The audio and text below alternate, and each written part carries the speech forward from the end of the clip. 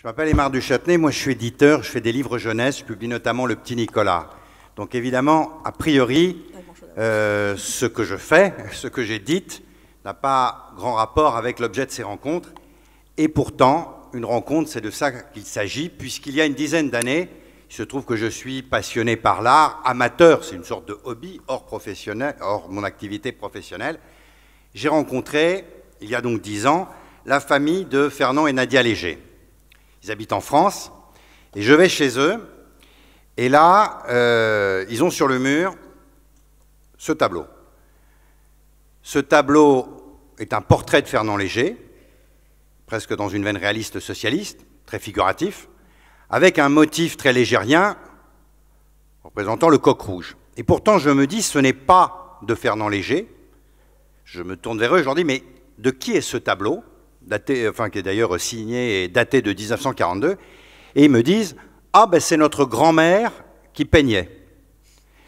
Et je lui dis, ah bon, comment ça, votre grand-mère? Ben oui, Nadia Léger, la femme de Fernand Léger, était artiste peintre, ce que j'ignorais moi-même totalement, m'intéressant tout de même un peu à la peinture et à la vie de Fernand Léger. Je savais qu'il avait une femme d'origine russe, mais je ne savais pas qu'elle était peintre. Et je leur dis, assez touché par cette peinture qui m'intéresse, dire que j'ai un coup de cœur, oui, peut-être. Je leur dis, mais est-ce que vous avez d'autres œuvres de Nadia Léger? Et là, ils ouvrent une porte, et il y avait... Alors ça, c'est une photo, je vous rassure, des années 1950, où Nadia Léger, d'ailleurs, pose au milieu de ses œuvres. Mais il y avait donc toutes ces œuvres, empilées les unes sur les autres, comme des crêpes. Je leur dis, mais comment ça se fait que vous ayez tous ces tableaux, là, comme ça, dans cette pièce? Ils m'expliquent que les conservateurs de musées, les historiens, les marchands, personne ne s'intéresse à l'œuvre de leur grand-mère. Je suis assez surpris et je prends ces tableaux en main qui datent des années 1920 à 1970. Il y a donc toute une œuvre.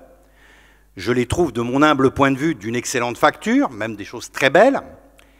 Et je me renseigne. Je commence à aller sur Internet, puis je compulse un certain nombre d'ouvrages et je m'aperçois que Nadia Léger est absente des grandes monographies, absente de tous les ouvrages sur l'histoire de l'art, quelques petites notices de temps en temps, mais insignifiants. Je prends donc rendez-vous avec des conservateurs, des historiens, des journalistes, des critiques d'art. Je leur dis, tiens, est-ce que vous connaissez Nadia Léger, la femme de Fernand Léger? Généralement, ils ne connaissent pas bien, et ceux qui connaissent, qui sont donc parfois des biographes de Léger ou des conservateurs de musées très en vue, me disent « Ah oui, oui, Nadia Léger, oui, la femme de Fernand Léger. Écoutez, non, oui, elle a fait 2-3 petites choses.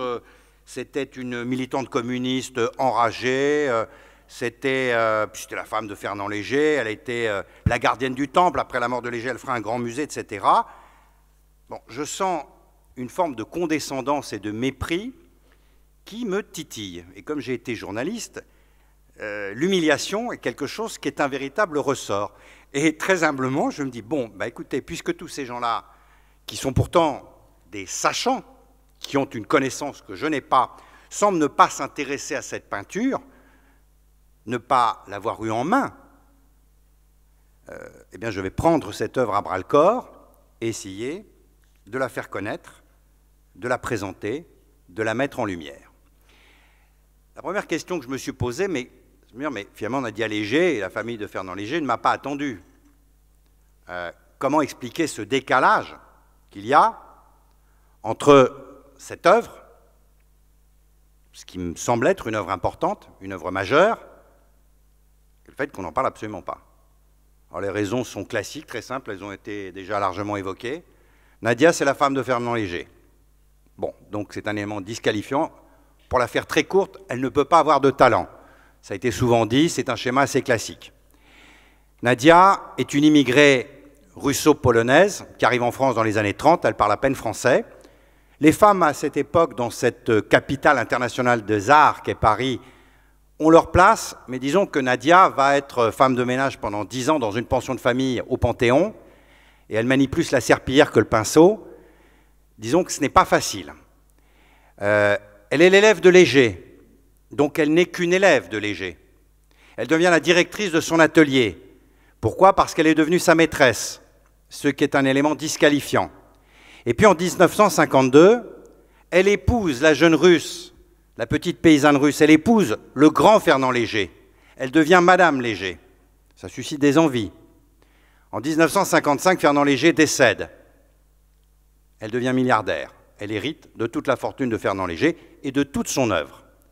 Et entre 1955 et sa mort, au lieu de flamber, de profiter de cette œuvre, elle consacre toute sa fortune à la mémoire de Fernand Léger et elle construit le plus grand musée français dédié à un artiste, encore aujourd'hui, le musée Fernand Léger de Biot.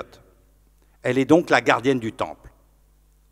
Voilà pourquoi Nadia Léger, Nadia Kodosevitz Léger, va être victime de sa situation, femme de Fernand Léger, avec un parcours d'élève, maîtresse, directrice, milliardaire, très communiste, on y reviendra, et gardienne du temple. Dès lors, elle ne peut pas avoir été peintre. Ou c'est un peintre du dimanche, ou c'est une élève de Fernand Léger. Donc la question qui se pose, c'est, finalement, une fois qu'on a dit ça, est-ce que l'œuvre de Nadia Léger est intéressante? Regardons-la. Et très humblement, c'est ce que j'ai essayé de faire avec une équipe, Sylvie Buisson, Benoît Noël, les ayants droit, Nathalie Samolov, Nicolas Teignier, le comité Léger. On s'est mis autour d'une table, on a sorti les œuvres, et j'ai écrit donc et réalisé cet ouvrage. Je l'ai voulu monumental, enfin gros en tous les cas, il pèse 4,7 kg, en me disant, ben, puisqu'on ne veut pas regarder ce qu'a fait Nadia Léger, on va faire un pavé dans la mare, on va leur montrer ce qu'est l'œuvre de Nadia Léger, qui n'existe donc, qui n'est présent dans aucun musée national français. Nadia Léger, je vous invite donc à faire un petit parcours artistique rapide, pour voir de quoi il s'agit, et j'allais dire juger sur pièce. Nadia Léger, c'est une petite paysanne qui est née en Biélorussie, dans un petit village qui s'appelle Zembino, où j'ai été.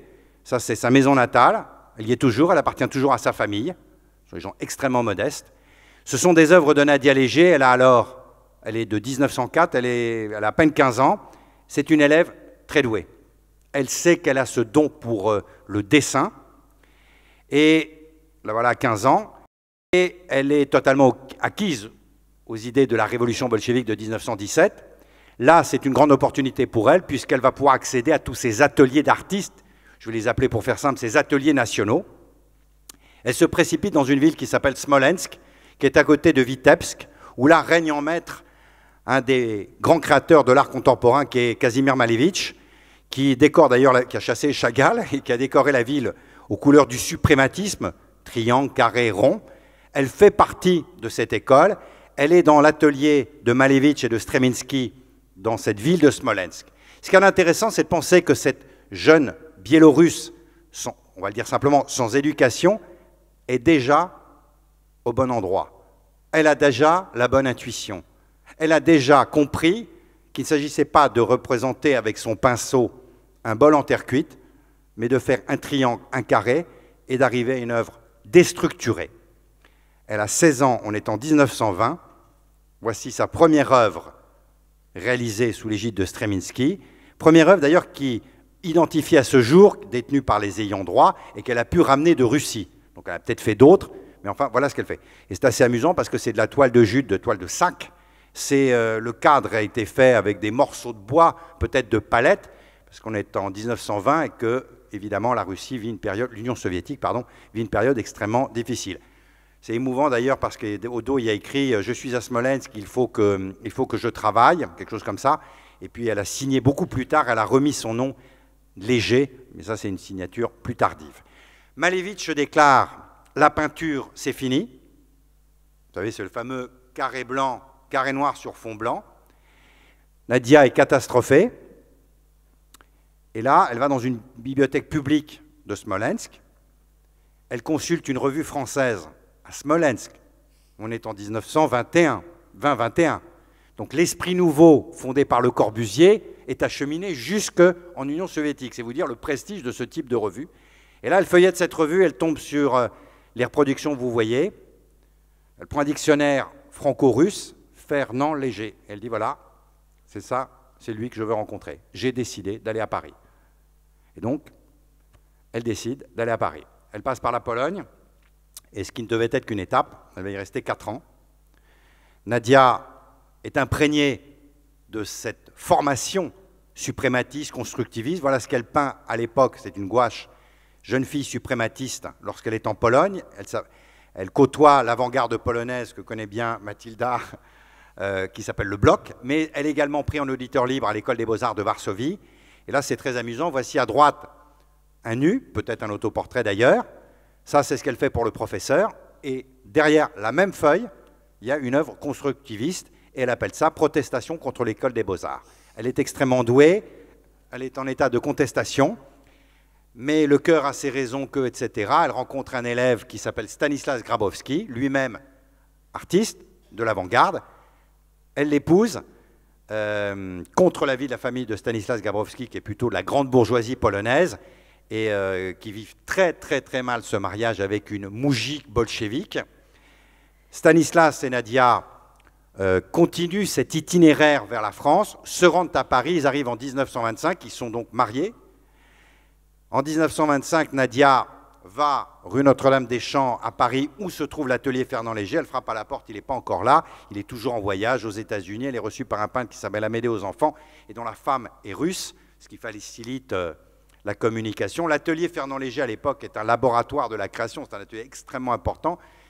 Et voilà le type de peinture qu'elle réalise, donc cubiste ou suprématiste, comme vous voudrez.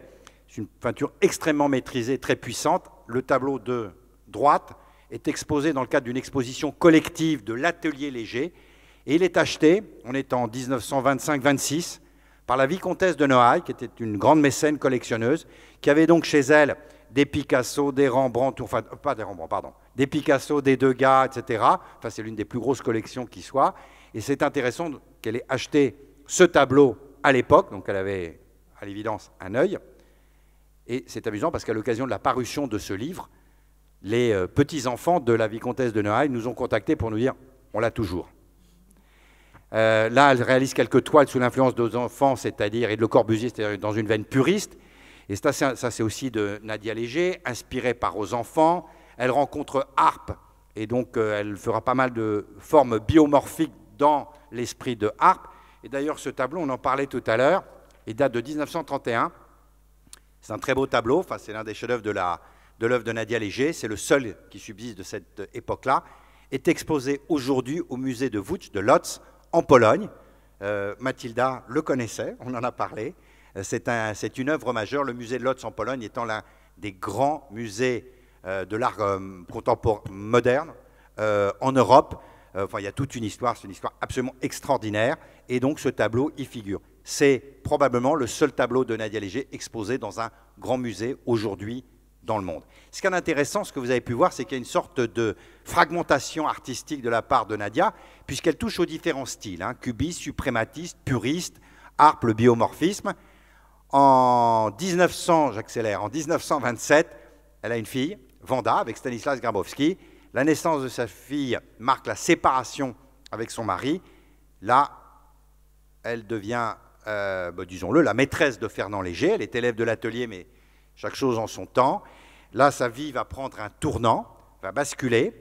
Sur le plan artistique, elle n'est pas sous l'influence de Fernand Léger. C'est-à-dire que tout ce que je vous ai montré à présent, vous avez vu qu'elle se nourrit des grands courants artistiques de son temps, mais sans faire du Fernand Léger. Là, c'est un peu surréaliste.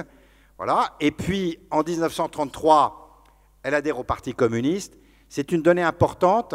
Ce n'est pas juste qu'elle est communiste comme ça, parce que tout le monde l'était, c'était de bon ton, et toute l'intelligentsia artistique et française, Fernand Léger le premier, enfin par la suite Picasso, enfin vous connaissez l'histoire, mais il faut reconnaître que c'était une militante extrêmement engagée. Elle meurt en 1982, stalinienne. Elle avait sa maison à Moscou, elle avait son appartement à côté de la Place Rouge. Enfin voilà, elle a un engagement, dirons-nous, très important. Elle avait une force extraordinaire, c'est que ce n'est pas elle qui était payée par les soviétiques ou le KGB, c'est elle qui les finançait. Donc elle avait inversé la proposition, ce qui va lui donner une immense liberté sur le plan politique, personnel et artistique. Voilà, c'est une petite digression, mais pourquoi j'en parle? Parce qu'en 1936, elle fait cet autoportrait. Évidemment, c'est l'avènement du Front populaire. C'est une sorte de manifeste politique. Qu'est-ce qu'on voit? Un buste de femme en apesanteur, plutôt surréaliste. Est-ce qu'on y reconnaît la patte de Fernand Léger ou l'influence de Fernand Léger? pas trop, et surtout à droite, vous avez ce drapeau rouge.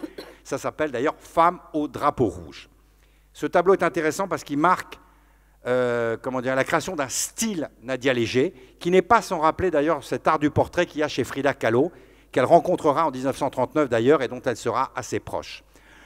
Elle est à l'époque l'élève, il faut aller vite, d'accord, elle est à l'époque l'élève de Fernand Léger, mais elle est aussi la directrice de l'atelier. Je vous montre cette photo, puis je vais vraiment accélérer. Cette photo, je l'aime beaucoup parce qu'elle est avec sa poigne, là, elle dit à l'élève, vas-y, peins, mets plus de force. Et puis elle a un élève, vous le voyez peut-être, c'est celui qui est en chemise, et qui s'appelle Nicolas de Staël, qui sera l'élève non pas de Fernand, mais de Nadia Léger. Donc je vais accélérer parce que j'ai été évidemment beaucoup trop long, en disant simplement qu'il y a chez Nadia Léger une véritable dimension d'artiste. Là, elle réalise toute la propagande du Parti communiste en 1945, qui annonce le pop art. Il y a toute une veine réaliste socialiste que je vous montre rapidement. Et ce qui est intéressant, c'est de se dire que cet artiste, aujourd'hui, est totalement tombé dans l'oubli. Elle fait l'objet d'un dénigrement. Pourquoi? Parce que l'histoire de Nadia Léger n'est pas l'histoire d'un drame, c'est l'histoire d'un conte de fées. C'est une success story. Et non seulement c'était une femme, mais une femme milliardaire, une femme communiste, donc elle a coché toutes les cases. Et quand on vient dire, mais vous savez, c'était une artiste majeure, on vous rigole au nez. Donc ce que je dis simplement, c'est que comme ces grands artistes qui ont eu des rétrospectives de leur vivant, eh bien, Nadia ne sera pas là pour la voir, mais je pense qu'il serait temps d'avoir une grande rétrospective pour Nadia Léger, à Beaubourg, au Palais de Tokyo, ce qu'elle n'a jamais eu. Merci.